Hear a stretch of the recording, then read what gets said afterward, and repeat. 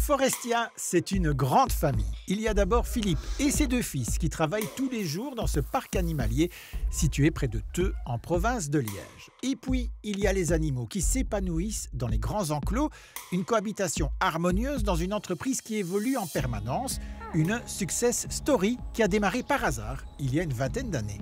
C'est lors d'une balade avec les enfants. J'ai vu qu'il y avait un parc à gibier ici sur la commune de Theux. Parc à gibier, je ne connaissais même pas l'expression, je suis venu voir. Et alors, voilà, je suis tombé amoureux du site. J'ai pris contact avec la commune, je leur ai dit, écoutez, qu'est-ce que vous en faites? On est tout de suite tombé d'accord sur un projet éventuel. Et le projet, c'était d'élargir le concept de parc à gibier pour accueillir plus d'animaux, des animaux qui ont l'habitude de vivre sous le climat belge. On a plus ou moins 300 animaux, un peu plus de 30 espèces, sur 46 hectares. On trouve des animaux principalement de nos climats. Ça peut aller ours brun, mais aussi ours noir d'Amérique, des cerfs, des wapitis ou des bisons américains. Pour attirer des visiteurs à chaque saison, le parc a développé d'autres activités avec, comme fil rouge, le respect des animaux. Il s'agit d'être le moins intrusif possible. Nous, on cherche depuis des années à développer le parc Forestia, mais en restant vraiment très proche de nos valeurs, avec la même éthique. Donc, c'est pas évident de trouver des activités complémentaires. C'est à la fois un très grand parc animalier et c'est aussi un beau parc aventure avec 13 parcours dans les arbres et 2 tyroliennes géantes. Un concept qui plaît, la fréquentation du parc est en croissance. Il accueille environ 140 000 visiteurs par an. Des visiteurs qui ne viennent plus seulement en voisins. Alors, pour leur donner envie de faire la route, Forestia a aménagé des logements.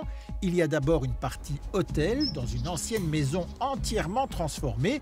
Et puis, on trouve aussi des logements insolites, des lodges sortis de terre au cœur du parc. Au départ, c'était quand même assez régional. Et puis, on a étendu notre champ d'action sur la Wallonie. Et puis, il y a pas mal de Flamands, quelques personnes qui viennent de France également. On avait une demande, est-ce qu'on peut se loger tout près de chez vous? Et puis, finalement, on s'est dit, pourquoi pas chez nous?